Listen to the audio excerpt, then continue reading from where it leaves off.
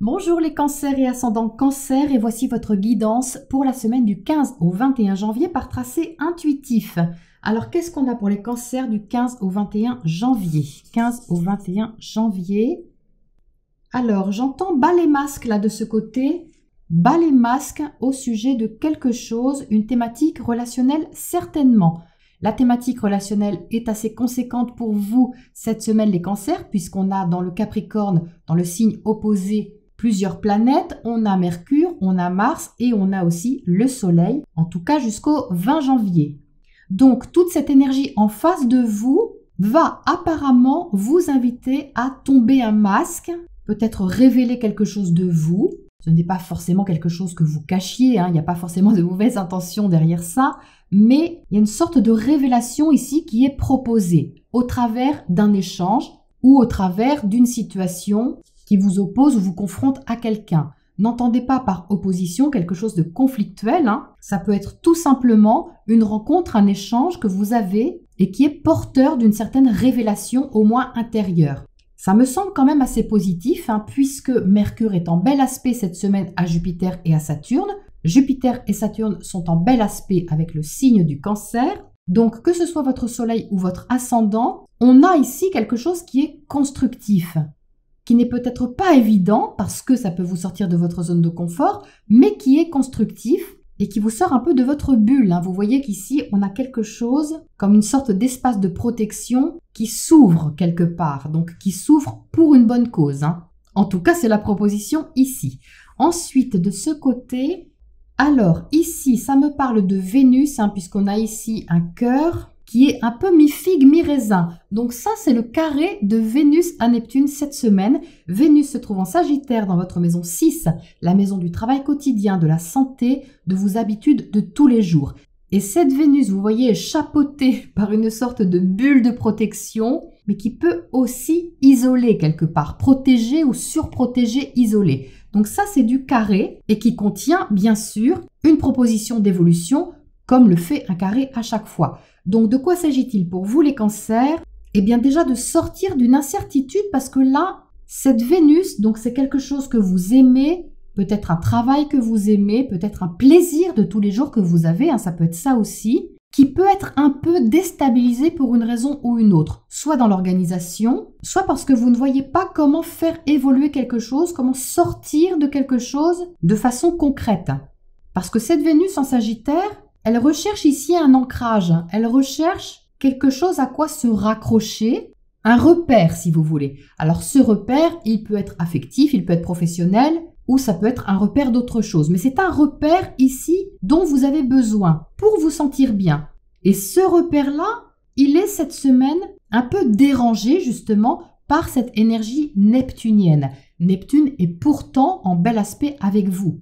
Et ce Neptune en Poisson, dans votre secteur 9, permet de faire grandir votre inspiration, de faire grandir votre spiritualité et d'élargir aussi tout ce qui peut vous apaiser, vous guérir et vous inspirer. Donc, il y a de l'inspiration par là, par rapport à quelque chose, mais le petit défi, c'est de trouver comment conjuguer ce qui vous inspire et la mise en place de ce qui vous inspire.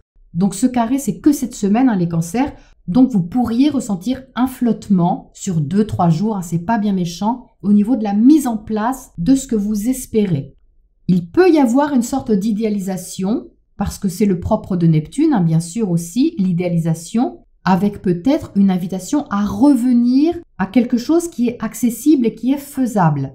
Peut-être de revoir vos attentes, par exemple, pour qu'elles soient plus réalistes, c'est ce genre d'énergie-là. Mais c'est pas un crève-cœur, il y a quand même de l'amour ici, c'est pas une blessure, une souffrance, quelque chose comme ça. Au contraire, même je dirais, mais si vous traversez une légère déception, gardez à l'esprit que c'est vraiment pour évoluer de façon plus réaliste.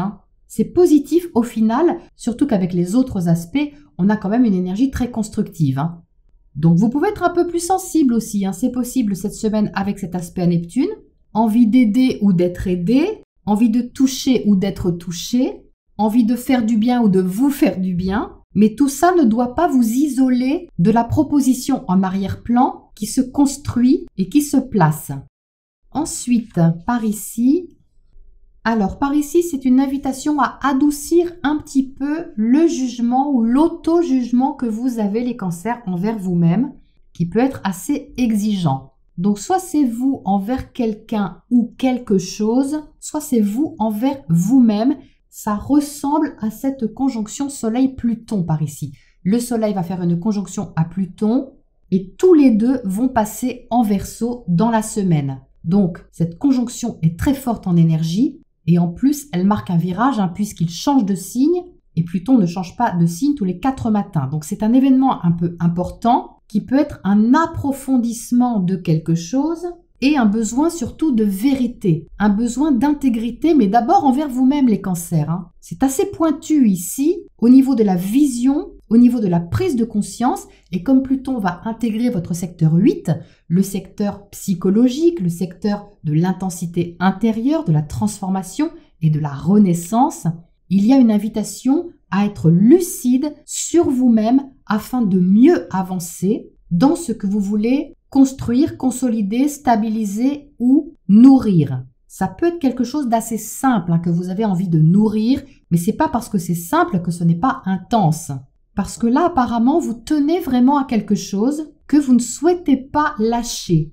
Ça me parle d'une énergie assez terre-à-terre, assez matérielle, concrète. Donc ça peut être un bien ou ça peut être un travail, par exemple. Enfin, c'est quelque chose de concret. Mais il peut y avoir vraiment un changement, un virage par rapport à ça, assez important justement, parce que ça suscite une interrogation en vous sur ce qu'il y a à transformer pour avancer.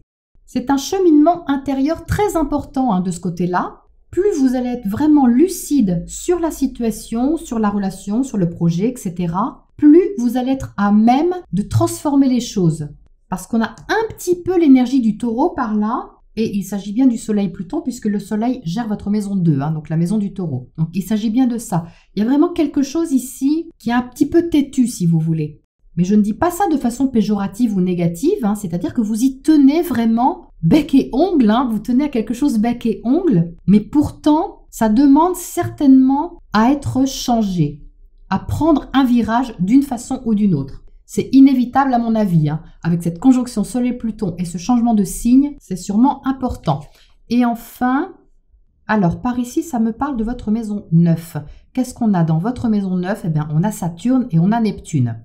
Donc là, ça insiste sur les deux énergies. J'ai du Saturne, j'ai du Neptune. Qu'est-ce que ça veut dire ? Ça veut dire que vous êtes invité à construire quelque chose qui vous inspire, à rendre possible quelque chose qui vous inspire, même si ce n'est pas encore vraiment défini ou pas défini à 100%.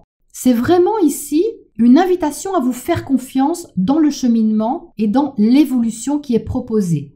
Parce que vous allez gagner en maturité, et ça c'est le rôle de Saturne, qui vous aide à grandir dans quelque chose, mais d'une façon qui est très réaliste, très étudiée si vous voulez, mais pour autant il n'y a pas à abandonner tout ce côté un petit peu inspirant, rêveur, impalpable, spirituel, réceptif qui est là. Vous voyez qu'on a ici un côté réceptif, on a vraiment de quoi accueillir quelque chose en soi. Donc ce que vous accueillez en vous cette semaine, les cancers, demande à être construit pour cheminer puis aboutir à un résultat. C'est vraiment la proposition de cette semaine pour vous, même s'il y a des choses à modifier, même si ça vous sort de votre zone de confort pour une raison ou une autre et que vous n'êtes pas sûr de quelque chose au niveau relationnel, matériel ou affectif avec cette Vénus en carré à Neptune. Voilà les cancers pour votre semaine du 15 au 21 et je vous retrouve bientôt pour la prochaine escale.